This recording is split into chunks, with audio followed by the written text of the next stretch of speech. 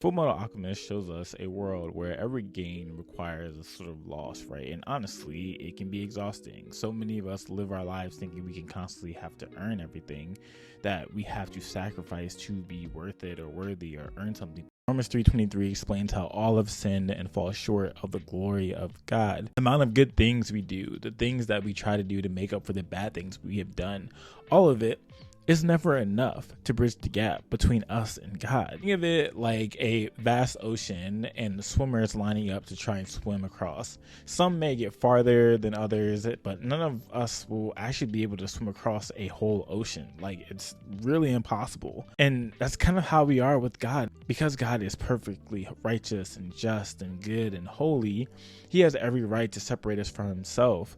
The law of equivalent exchange in this sense is not able to be fulfilled because what we try to do is not of equal value. In the Old Testament, animals were used as a sacrifice to wash away sin and appease God. This was only temporary. Hebrews 10:4 talks about how it was impossible for the blood of bulls and goats to actually take away our sin. So we needed something better, something equivalent to make a great exchange. We needed something to actually make the exchange for our sin and God's holiness complete. So God himself came onto the scene to make the exchange, to give up his own life and his own blood so that the law would be fulfilled and we could be granted full access to a holy God by grace through faith alone.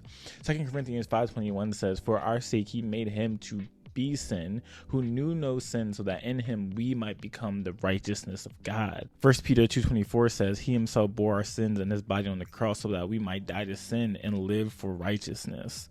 Romans 5:8 says, "But God demonstrated his own love for us in this, and while we were still sinners, Christ died for us." All these verses and so much more encapsulate what Jesus did on our behalf to make the law of equivalent exchange fictional. I'm using it, placeholder, just bear with me. The law of equivalent exchange is to be fulfilled. Jesus died in our place, the only one that could take on God's wrath and the sins of humanity to reconcile us to God. And because of that exchange, God declares everyone who places faith in him justified, redeemed. Isaiah 53 in the Bible, which is one of the songs of the suffering servant, mentions in verse 10 how it was God's will to crush Jesus so that his perfect life would be an atonement for people's sin. For equivalent exchange, a perfect life given up to satisfy a perfect God so that you and I, unperfect beings, could experience grace. And God invites anyone to come and experience that grace and relationship with him.